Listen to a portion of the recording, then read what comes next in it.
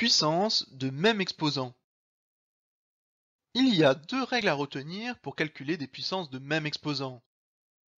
On se donne deux nombres non nuls a et b et un entier n.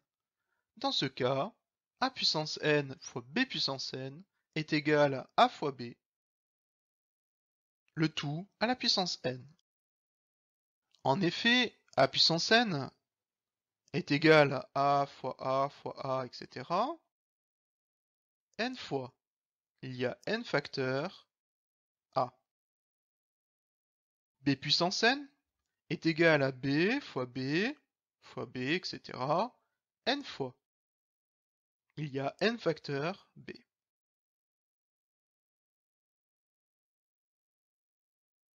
Dans un produit, on peut déplacer les facteurs a et b. On peut donc regrouper à chaque fois un a et un b. Et étant donné qu'il y a exactement le même nombre de a et de b, on pourra donc écrire a fois b, facteur de a fois b, facteur de a fois b, jusqu'au bout. Il y a n facteurs a fois b,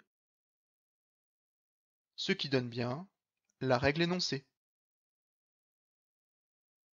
On regarde à présent le quotient de a puissance n par b puissance n. Dans ce cas, le résultat sera a sur b, le tout à la puissance n. De même que précédemment, a puissance n est égal à a fois a fois a, etc. dans lequel on a n facteur a sur b puissance n, c'est-à-dire b fois b fois b, etc. dans lequel on a n facteur b. Il y a donc exactement autant de a que de b. On peut séparer cette fraction unique en n fractions a sur b. Cela parce que le produit de fractions est égal au produit des numérateurs entre eux sur le produit des dénominateurs entre eux.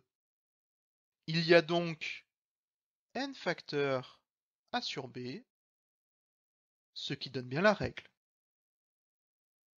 Les parenthèses ici repassées en rouge sont très importantes, car sinon, on pourrait confondre avec a sur b à la puissance n, où l'exposant n ne porterait que sur le a, alors qu'avec les parenthèses, l'exposant porte à la fois sur le a et à la fois sur le b.